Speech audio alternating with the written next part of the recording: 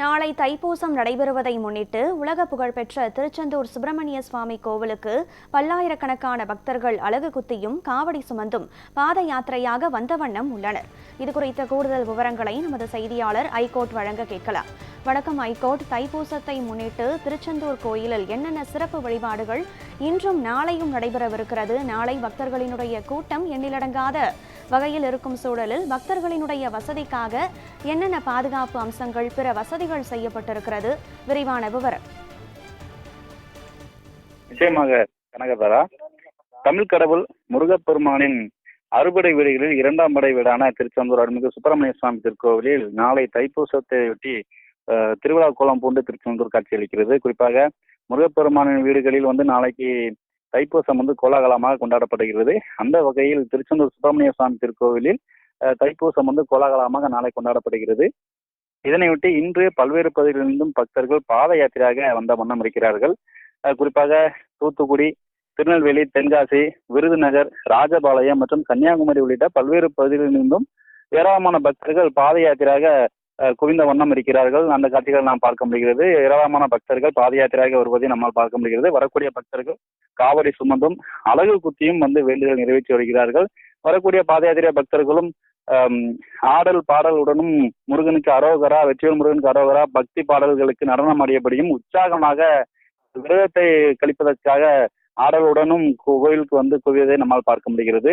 அந்த வகையில் வரக்கூடிய பக்தர்களுக்கு, பாத யாத்திரை வரக்கூடிய பக்தர்கள் பல்வேறு வசதிகளும் கோவிலில் ஏற்பாடு செய்யப்பட்டிருக்கிறது. குறிப்பாக பாத யாத்திரையாக வரும் பக்தர்கள் விரைவு தரிசனம் செய்வதற்காக திருநெல்வேலி மற்றும் தூத்துக்குடி சாலைகளில் பச்சை நிற அடையாள அட்டை கோவில் நிர்வாகம் சார்பில் அனுமதிக்கப்படுகிறது. அந்த அடையாள அட்டை சொல்லக்கூடிய பக்தர்கள் கோவிலுக்கு தனி வரிசை ஏற்பாடு செய்யப்பட்டிருக்கு. அந்த தனி வரிசையில் சென்று தரிசனம் செய்வதற்கான வழிமுறைகளும் கோவில் நிர்வாகம் சார்பில் ஏற்பாடு செய்யப்பட்டிருக்கிறது.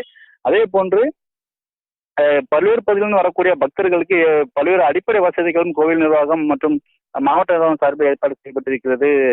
வரக்கூடிய நாட்களில் நாளை தைப்பூசம் திருவிழா நடைபெறுவதையொட்டி வரக்கூடிய பக்தர்களுக்கு கூடுதல் அடிப்படை வசதிகள் ஏற்பாடு செய்யப்படும் ஏற்கனவே கோட்டாட்சியர் தெரிவித்திருந்தார். அந்த வகையில் திருநெல்வேலி சாலையில் தற்காலிக பேருந்து நிறுத்தங்கள் அமைக்கப்பட்டிருக்கிறது. அது மேலும் பாத யாத்திரையாக வரக்கூடிய வாகனங்கள் அலங்கார ஊர்தி வாகனத்தில் முருகனின் பாடல்கள் ஒளியுடன் வரக்கூடிய அந்த பாடலை இசைத்துக் கொண்டு நகர்ப்பகுதிகள் வழியாக கோயிலுக்கு செல்வது வழக்கம். தற்போது போக்குவரத்து நெருக்கடி ஏற்படுவதை தவிர்க்கும் விதமாக அந்த வாகனங்களுக்கு தடை விதிக்கப்பட்டிருக்கிறது. குறிப்பாக எந்த வாகனங்களும் நகர்ப்பகுதிக்குள்ளும் கோவிலுக்குள்ளும் அனுமதிக்கப்படவில்லை. மாறாக திருநெல்வேலி சாலையில் தற்காலிகமாக அந்த வாகன நிறுத்துமிடங்கள் ஏற்பாடு செய்யப்பட்டிருக்கு. அது மட்டுமின்றி 4 இடங்களில் பக்தர்கள் வரக்கூடிய வாகனம் நிறுத்துவதற்கான இடங்கள் ஏற்பாடு செய்யப்பட்டு பக்தர்கள் அங்கே வாகனங்கள் நிறுத்தி வைக்கப்படுகிறார்கள். அது மட்டுமின்றி 750க்கும் மேற்பட்ட காவல்துறையினர் பாதுகாப்பு பணிகளிலும் ஈடுபட்டு வருகிறார்கள். மேலும் வரக்கூடிய பக்தர்களுக்கு தேவையான பேருந்து வசதிகளுக்கு குறிப்பிட்டவர்கள், அதாவது தூத்துக்குடி, திருநெல்வேலி, தென்காசி உள்ளிட்ட பல்வேறு பகுதிகளுக்கு 170க்கும் மேற்பட்ட சிறப்பு பேருந்துகளும் நாளை இயக்கப்படுகிறது. அந்த வகையில் நாளை தைப்பூசத்தை முன்னிட்டு பல்வேறு பகுதிகளிலும் ஏராளமான பக்தர்கள் பாத யாத்திரையாக வருகிறார்கள். குறிப்பாக இன்று அதிகாலை 5 மணிக்கு கோவில் நடை திறக்கப்பட்டு பக்தர்கள் சுவாமி தரிசனம் செய்ய அனுமதிக்கப்பட்டு வருகின்றனர். நாளை தைப்பூசத்தையொட்டி அதிகாலை 1 மணிக்கு நள்ளிரவு 1 மணிக்கு கோவில் நடை திறக்கப்பட்டு விஸ்வரூப தீபாராதனையும் உதயமார்த்தாண்ட அபிஷேகம் நடைபெறுகிறது. அதைத் தொடர்ந்து பல்வேறு கால பூஜைகள் நடைபெறுகிறது. அந்த வகையில் நாளை வரக்கூடிய பக்தர்கள் நள்ளிரவு முதலே அந்த கடலில் புனித நீராடி நீண்ட வரிசையில் காத்திருந்து தங்களுடைய வேண்டுதலை நிறைவு செய்வார்கள். மேலும் தைப்பூசத்தையொட்டி சுவாமி அஸ்திர சேவருக்கு சிறப்பு வழிபாடானது நடைபெறுகிறது. அஸ்திர சேவருக்கு சண்முகவாச மண்டபத்தில் வைத்து அபிஷேகம் நடைபெறுகிறது. அபிஷேகம் செய்யப்பட்டு கடலில் தீர்த்தவாரிய நிகழ்ச்சியும் நடைபெறுகிறது.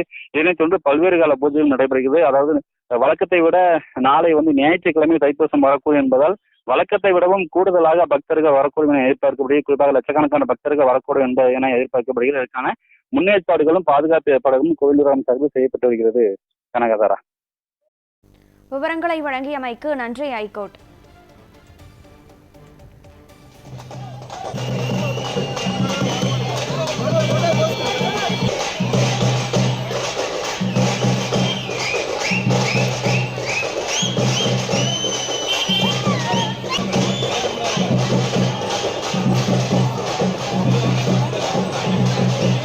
Hey!